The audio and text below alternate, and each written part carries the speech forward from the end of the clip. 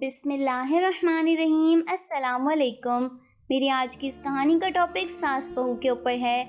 इससे पहले अगर आप मेरे चैनल उर्दू कहानियाँ पर नए हैं या आपने मेरे चैनल को सब्सक्राइब नहीं किया है तो काइंडली चैनल सब्सक्राइब करके बेल नोटिफिकेशन ऑन कर दें ताकि आप मेरी तमाम अपडेट से आगाह रहें। सादिया बहू बनकर कुछ दिन पहले ही मेरे घर आई थी, मगर अभी तक सादिया का चेहरा किसी ने नहीं देखा था। शादी की रात भी उसने अपने चेहरे को अच्छी तरह ढांप रखा था। हमने उसको देखने की, मिलने की कोशिश की तो उसके माँ बाप ने साफ मना कर दिया। खुद सादिया भी कहने लगी कि मैं इस रस्म रिवाज को नहीं मानती, अल्लाह ताला की दी हुई तालीमात पर अमल करना चाहती हूँ। सादिया ने शरई पर्दा शुरू कर दिया।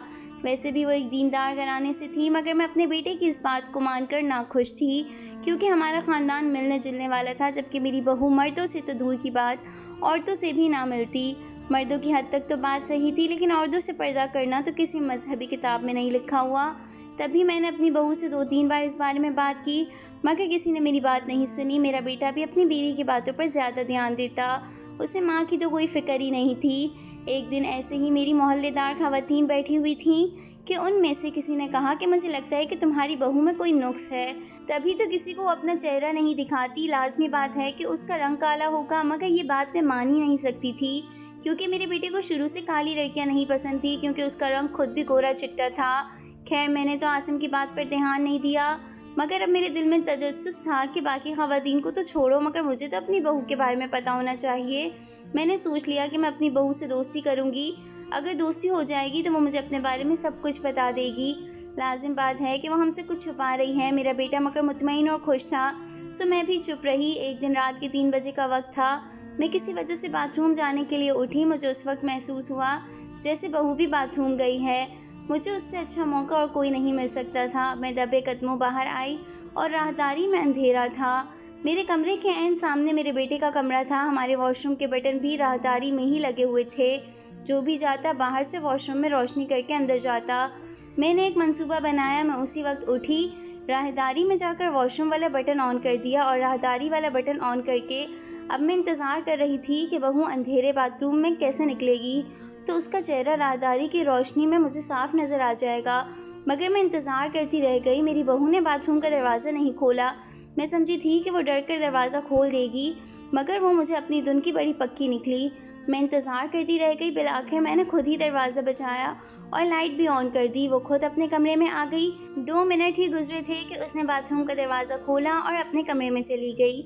मैं अफसोस करती रह गई, आखिर वो भी कब तक इंतज़ार करती, थोड़ी देर तक बाहर आ ही जाती।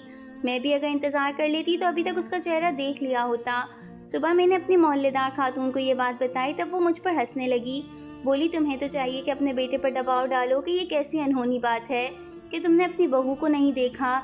ये तो तुम्हारे बेटे का फ़र्ज़ बनता है। अगर तुम्हारा बेटा तुम्हारी बात नहीं मानता तो तुम घर छोड़कर चली जाओ। यकीनन इस बात को गवारा नहीं करेगा और अपनी बीवी को मजबूर कर देगा कि वो कम से कम तुम्हें तो अपना चेहरा दिखाए। अगली सुबह मैंने रशीदा के कहने पर अपने बेटे से भी ये बात कही, मगर वो तो हमेशा की तरह आज भी बीवी की ही तरफदारी कर रहा था। मेरी कोई बात न सुनता। मैं मायूस हुई, जान चुकी थी कि बेटे और बहू के इस इत्तेहाद और इत्तेफाक को तोड़ना मेरे बस की बात नहीं है। सो एक दिन मैंने एक नया मंसूबा तरतीब दिया, मगर मैं इसमें किसी की मदद नहीं ले सकती थी। ये जुमेरात का दिन था। हमारे घर का उसूल था कि जुम्मे के दिन नहाते थे। मैं जुम्मे वाले दिन ये सब करना तो नहीं चाहती थी, मगर मेरे तजस्सुस ने मुझे मजबूर कर दिया था। शाम के वक्त मैं सीढ़ियों से चढ़ते ऊपर गई। छत पर घूम फिर कर मैंने पानी के पाइप का अच्छी तरह से जायज़ा लिया। मुझे अंदाज़ा हो गया था कि मुझे करना क्या है। अगले दिन सबके नहाने से पहले मैंने छत पर जाकर वो वाल बंद कर दिया जिससे मेरी बहू के वॉशरूम में पानी जाता था। अब उसे मजबूरन बाहर वाला बाथरूम इस्तेमाल करना था और मैं यही चाहती थी। मैंने मंसूबे पर अमल करने के बाद दूसरे बाथरूम में पानी आना बंद हो गया। जुम्मे का वक्त था, सभी लोगों ने नहाना था, बाकी बच्चे फारिग हो चुके थे। बहू अभी तक इंतज़ार कर रही थी कि उसके वाले बाथरूम में पानी नहीं आ रहा। मैं जानती थी कि मेरी बहू ज़रीन अभी तक नहा धोकर तैयार नहीं हुई है। शाम को मेहमानों ने भी आना था। मेरे पास अच्छा बहाना मौजूद था। मैंने ज़रीन के दरवाजे पर दस्तक दी। वो हर वक्त कमरे में ही तो रहती थी। ज़रीन बेटी, शाम को मेहमान आएंगे। मैं जानती हूँ तुम किसी से मिलती नहीं हो, मगर नहा धोकर तैयार तो हो जाओ, ऐसे अच्छा नहीं लगता। जुम्मे का दिन है। मेरी बात पर ज़रीन ने मुझे बताया कि उसके गुस्लखाने का पानी नहीं आ रहा। तब मैंने उससे कहा कि बाहर इस वक्त कोई भी नहीं है, वो बाहर वाले बाथरूम में आकर नहा धो ले। उसके बाद बेशक जो मर्ज़ी करे, मुझे कोई एतराज़ नहीं। वो मेरा अदब करती थी। हमारे घर में जितने भी छोटे मोटे कवानीन और कायदे राइज थे, वो उन सब का एहतराम करती। तब वो अपने कमरे से बाहर निकली, इसी तरह चेहरा डांपे बाथरूम गई। तब मुझे अंदाज़ा हो गया था कि अब बाथरूम से निकलने ही लगी थी, तो मैंने ऊपर वाली दीवार से फ़ौरन उसका दुपट्टा खींच के बाहर निकाल दिया। दीवार और छत के दरमियान थोड़ा सा ही फासला था। मुझे यकीन था कि अब ज़रीन बाहर निकलेगी तो उसके पास चादर न होगी। अब लाजमन उसका चेहरा देख लूँगी। पहले तो वो मुझसे दुपट्टा मांगती रही, मगर मैंने उसे जवाब न दिया। वो बिना चादर के ही गुस्लखाने से बाहर निकल आई। मैं गुस्लखाने के पास ही खड़ी थी। उसने पर्दे का इंतज़ाम करने के लिए अपनी गर्दन के गिर्द तौलिया लपेट लिया था, मगर चेहरा खुला था। मुझे खुशी हुई। मैं एकदम से आगे बढ़ी और उसका चेहरा देख लिया। मुझे अपने सामने देखकर वो एकदम घबरा गई। उसे देखकर मेरी तो चीख निकल गई। ज़रीन, तुम तो मेरे मुंह से बात नहीं निकल रही थी। ज़रीन का ये रूप देखकर मेरी समझ में नहीं आता था कि मैं उसे क्या कहूँ। ज़रीन की आंखों में से आंसू आ गए। रोती हुई वो अपने कमरे में चली गई। मुझे अब एहसास हो गया था कि मैंने कितनी बड़ी गलती कर दी। मैं उसके पीछे पीछे उसके कमरे में गई। ज़रीन के तो आंसू रुक नहीं रहे थे। मैंने बड़ी मुश्किल से उसे चुप करवाया। ज़रीन बेटी, शायद तुमने मुझे गलत समझा है। मैं तुम्हें कोई बात नहीं कहूँगी, तो मुझे सच सच बता दो ये सब क्या है। मैं वादा करती हूँ कि इस बात को राज रखूँगी, कभी किसी से ना कहूँगी। अम्मी जान, आप राज ना भी रखें तो मुझे कोई गिला नहीं, मगर ये ख्वाहिश सिर्फ़ और सिर्फ आपके बेटे की है और मैं उसी को पूरा कर रही हूँ। वो चाहते हैं कि मैं अपना चेहरा ढाँप कर रखूँ, शायद इसलिए कि मेरे लिए ही आसानी हो। मैंने ज़रीन की बात ध्यान से सुनी। तब उसने मुझे अपनी और कासिम की कहानी सुनाई। कासिम यानी कि मेरा बेटा ज़रीन को एक फैक्ट्री में मिला था। ज़रीन और कासिम पहली बार कैसे मिले, इस बात की मुझे ख़ास समझ नहीं आई। जाहिर है वो एक दूसरे के साथ काम करते थे, इसी तरह मुलाकात भी हो गई होगी। बहरहाल ज़रीन बताने लगी, कासिम मुझे पहली ही नज़र में पसंद आ गए थे। वो एक शरीफ और माकूल नौजवान दिखते थे। फैक्ट्री में काम करने वाले ज़्यादातर मुलाजमीन के बरक्स वो बहुत अदब से बात करते, औरतों की इज़्ज़त करते और उनकी यही बात मुझे अच्छी लगती। अब मैं चाहने लगी थी कि वो अपनी दिल की बात मुझे बताएं और मैं भी उनसे कहूँ कि मैं उनको अपने जीवन साथी के रूप में देखना चाहती हूँ। ये 4 सितंबर 2009 की बात है, ज़्यादा पुरानी बात नहीं है। जब हमारे फैक्ट्री के मुस्तफ़ा साहब की अलविदाई पार्टी थी, उस दिन सब लोग मुस्तफ़ा साहब के ऑफ़िस में जमा थे। बॉस भी उन्हें ख़ास तौर पर अलविदा करने आए थे। फैक्ट्री के मालिक फैक्ट्री में कम ही आया करते थे। उस दिन फैक्ट्री के मालिक का बेटा भी मालिक के साथ ही आया था, जिसके बारे में मशहूर था कि सगीर इंतहाई अयाश फितरत का मालिक है।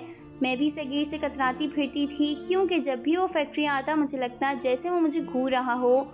उसकी चुपती नज़रें मुझे बहुत नागवार लगती, मगर वो मालिक का बेटा था। मैं एक मामूली मुलाजमा थी, उसे क्या कह सकती थी। बस उसी दिन हम दोनों से वो गलती हुई जिसके बारे में भी सोच कर लरस जाती हूँ।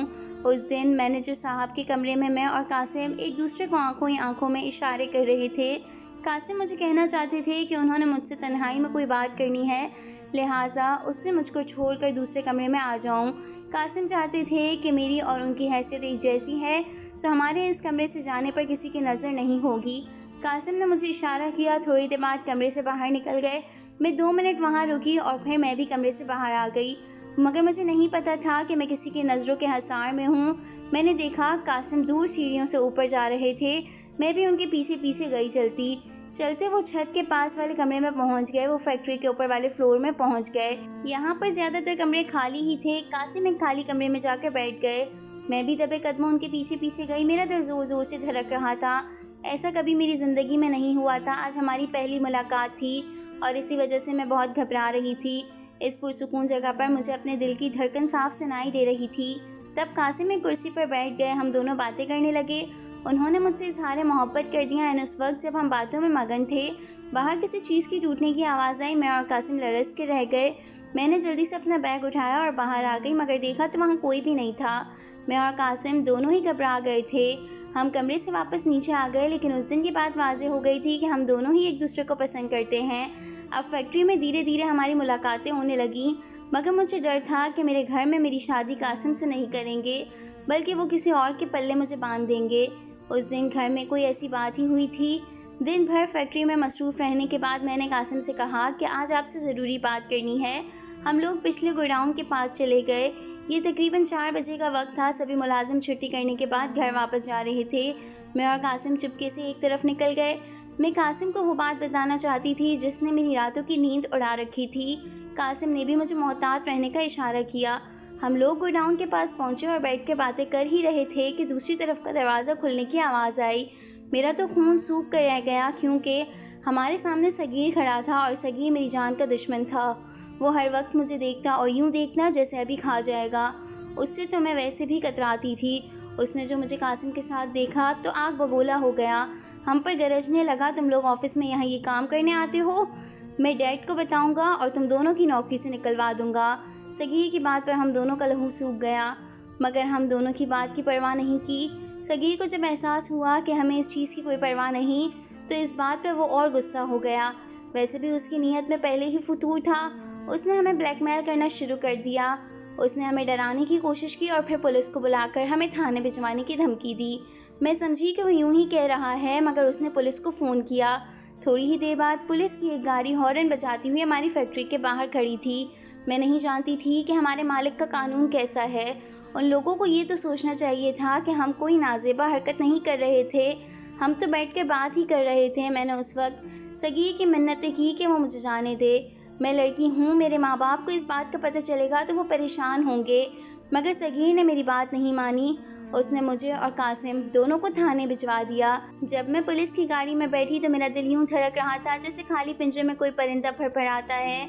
आज से पहले मुझे इतनी जिल्लत कभी नहीं हुई थी। अपना आप बहुत मुजरिम लग रहा था, हालांकि मैंने कोई गुनाह नहीं किया था। मैं तो सिर्फ कासिम से बात कर रही थी।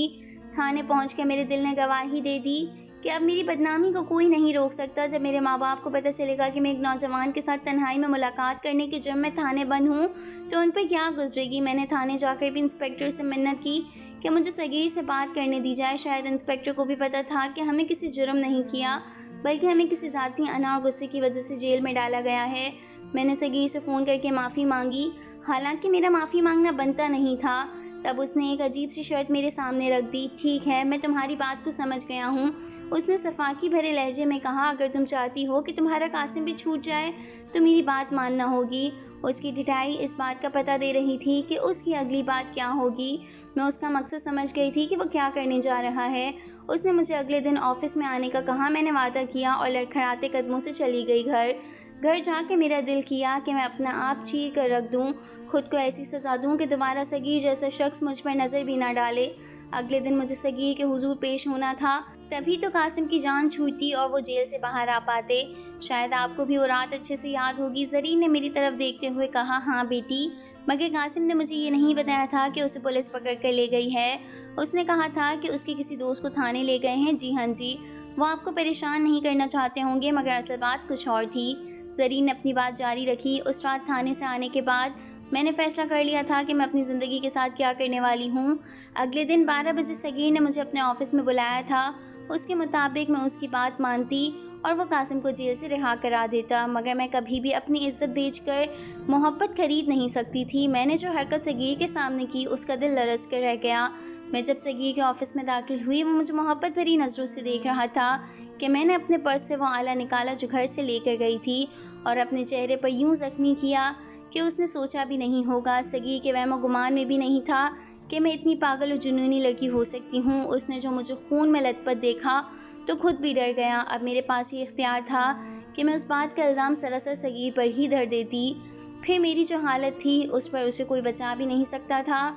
जब सगीर को लगा कि मैं उसके हाथ आने वाली नहीं हूँ, तो उसने कासिम को भी रिहा करवा दिया। वो जानता था कि मैं कभी भी अपनी गैरत और अना कभी नहीं बेचूंगी, मगर इस सब में कासिम मुझसे दूर हो गया। उसे लगा कि मैंने शायद सगीर की नाजायज़ बातें मान ली हैं और अपना सब कुछ गवा बैठी हूँ। उसने मुझसे रब्ता करने की भी ज़हमत नहीं की। लेकिन जब 1 महीने के बाद कासिम को पता चला कि मैंने उसके लिए क्या किया है, तो वो ना सिर्फ शर्मिंदा हुए, बल्कि उन्होंने मुझे हर सूरत अपनाने का फ़ैसला कर लिया। और फिर उन्होंने जो मेरी कदर की, वो शायद ही कोई दुनिया का मर्द अपनी बीवी की कर सकता है। मैं जानती हूँ कि मेरे चेहरे की ये ज़ख्म, कटी हुई नाक किसी के लिए भी काबिल कबूल नहीं होगी, मगर कासिम कहते हैं कि ये हमारी मोहब्बत की निशानी है और मैं इस निशानी को संभाल कर रखती हूँ। मैं किसी के सामने मजाक नहीं बनना चाहती। ये हमारी मोहब्बत की निशानी है, मगर लोगों के लिए ये कुछ भी नहीं है, इसीलिए मैं अपना चेहरा छुपा कर रखती हूँ। अपनी बहू की बातें सुनकर मेरी भी आंखों में आंसू आ गए। मैं यकीन नहीं कर सकती थी कि कोई लड़की मेरे बेटे को इतना भी चाह सकती है। उस दिन के बाद से मैंने अपनी बहू के लिए सास बनकर नहीं, बल्कि माँ बनकर सोचा। मैं भी लोगों की बातों का जवाब देती थी और मैंने उसका हमेशा साथ दिया। तो दोस्तों, अगर आपको मेरी कहानी अच्छी लगी है तो मेरी कहानी को लाइक और शेयर ज़रूर कीजिएगा। चलती हूँ मैं, मिलते हैं अब नई कहानी के साथ। अपना बहुत ज़्यादा ख्याल रखना। अल्लाह हाफ़िज़।